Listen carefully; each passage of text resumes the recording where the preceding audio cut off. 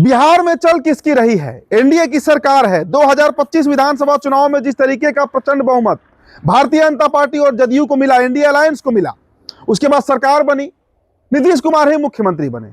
लेकिन रह रहकर बार बार हर दिन ये सवाल उठाया जाता है कि आखिर बिहार में सत्ता कौन चला रहा है?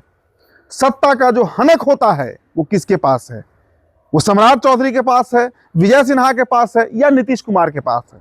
और देखिए, ये सवाल इसलिए बार बार उठता है क्योंकि जो कार्य प्रणाली बिहार में दिख रही है भारतीय जनता पार्टी की, और जो बेचैनी दिख रही है जदयू की, नीतीश कुमार की जो बेचैनी दिख रही है, जो बौखलाहट है, जो बॉडी लैंग्वेज है। अब देखिए ना, परसों मुलाकात हुई अमित शाह से नीतीश कुमार की, साथ में सम्राट चौधरी और ललन सिंह भी दिखे थे, तस्वीरें काफी वायरल हुई थी।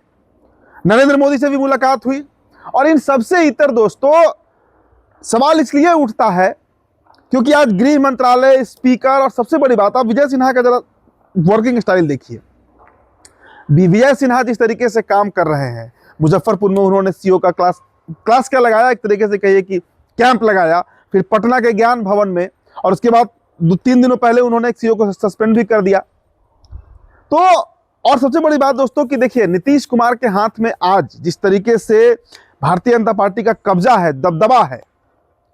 अब देखिए ना, कल जो पटना में रोड शो हुआ नितिन नवीन का, आप चुनाव के बाद से जरा उठाकर बता दीजिए कि एक भी बड़ा कार्यक्रम या नीतीश कुमार के कोई मंत्री की चर्चा भी है? चर्चा बिहार में सिर्फ सम्राट चौधरी की हो रही है, बुलडोजर एक्शन का हो रहा है, विजय सिन्हा का हो रहा है।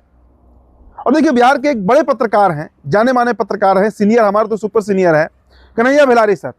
उनके पोस्ट को मैं तो निजी तौर से गंभीरता से लेता हूं, इसलिए कि उनके पास खबर होती है भाई। अब देखिए, उन्होंने परसों ही एक पोस्ट लिखा जिसमें उन्होंने साफ लिखा कि नीतीश कुमार का होम मिनिस्टर अमित शाह से मिलना, और उसके बाद ये खबर ना तो सीएम के पेज पर या आईपीआरडी कहीं से भी इसे जारी नहीं करना। तो क्या बिहार में सत्ता पर सम्राट चौधरी कब्जा कर चुके हैं? बिहार में सत्ता पर भारतीय जनता पार्टी आरूढ़ हो गई है। और उन्होंने ये भी लिखा कि परिवर्तन जो है वो संसार का शाश्वत नियम है। The only thing that is permanent is change. बदलाव ही शाश्वत सत्य है। तो क्या बिहार में सत्ता बदल चुकी है? 2020 और 2025 में क्या अंतर आया? आप गौर करिए, भारतीय जनता पार्टी की सत्ता की हनक और नीतीश कुमार की बेचैनी, बौखलाहट। भाई, जो पुलिस कभी नीतीश कुमार की हुआ करती थी या सम्राट चौधरी की वो पुलिस है। और पुलिसिंग से बड़ा कोई तंत्र नहीं है किसी राज्य में सत्ता का रौब दिखाने के लिए। आज वो नीतीश कुमार, देखिए ना, राजगीर पहुंचे नीतीश कुमार, पूर्णिया का मेस वाला कार्यक्रम था, वहां पहुंचे, और जिस तरीके से सीओ लोग का क्लास लगा रहे हैं, एडीएम रेवेन्यू का क्लास लगा रहे हैं ये विजय सिन्हा, डीसीएलआर का क्लास लगा रहे हैं विजय सिन्हा, नीतीश कुमार का भाई एक वर्किंग स्टाइल रहा है।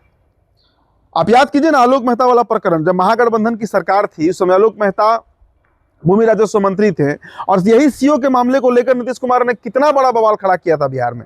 अभी तो नीतीश कुमार सरेंडर मोड में है, पूरी तरीके से सरेंडर मोड में है, और भारतीय जनता पार्टी का एग्रेशन दिख रहा है।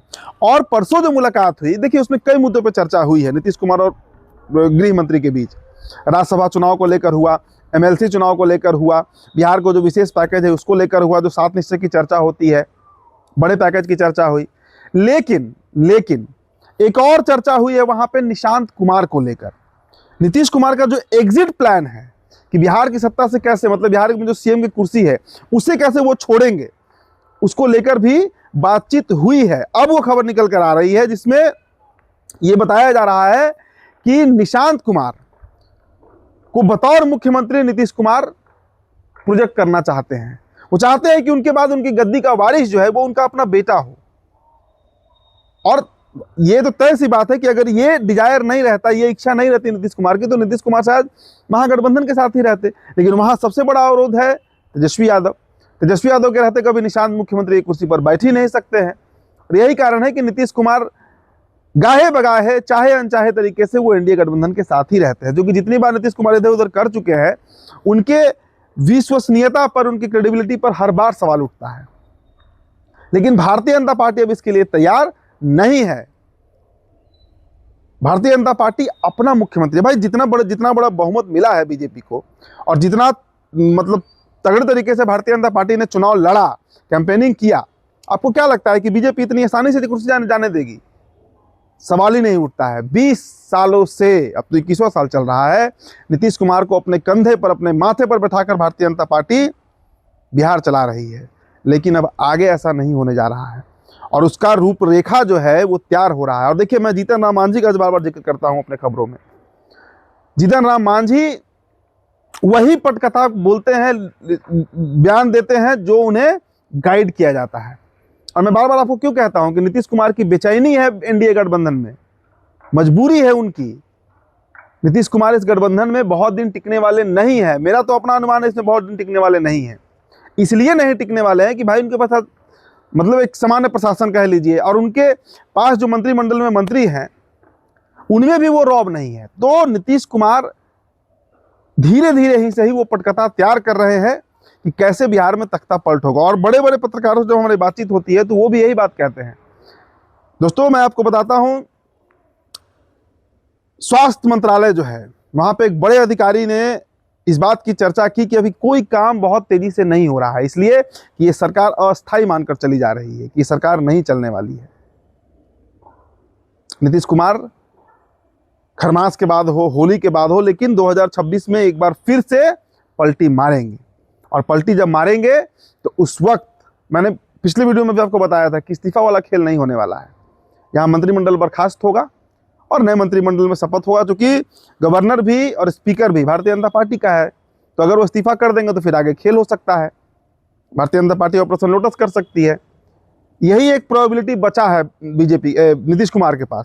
चूंकि अब बिहार में जदयू आज हाशिए पर है, इसे सच्चाई बता रहा हूं कि जनता दल यूनाइटेड आज सच्चाई ये हाशिए पर है। नीतीश कुमार सरीखे नेता इतना बर्दाश्त कर रहे हैं, यही बहुत बड़ी बात है।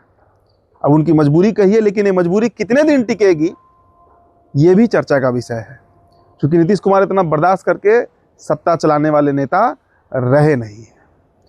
तो देखिए, ये जो पूरा प्रकरण बिहार में दिख रहा है, जो स्टेबिलिटी दिख रही है, ये अस्थायी है।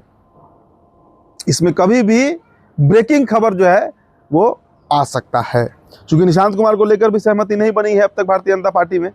बीजेपी से अब तक सहमति नहीं बनी है कि निशांत कुमार जो है वो बिहार का तख्त संभालेंगे, और इस पर सहमति बनेगी भी नहीं। अब बीजेपी, मेरा अपना अनुमान है, और बड़े बड़े जो एनालिसिस करने वाले लोग हैं वो भी ये बात कहते हैं कि बीजेपी एक्सेप्ट नहीं करेगी निशांत को। भाई, वो सारे देश पर जिसका राज्य है, जिसका कई स्टेट्स पर, ऐसे ऐसे राज्यों पर बीजेपी का सीएम है, बिहार क्यों कॉम्प्रोमाइज करेगी? तो पेच फंसा हुआ है और ये पेच फंसा ही रहेगा। अब इस पर नीतीश कुमार आगे क्या करते हैं देखने वाली बात होगी। फिलहाल दोस्तों, इस रिपोर्ट में इतना ही। मेरा नाम उदित तारण है। अभी टॉपर वीडियो आप देख रहे थे, बहुत बहुत शुक्रिया।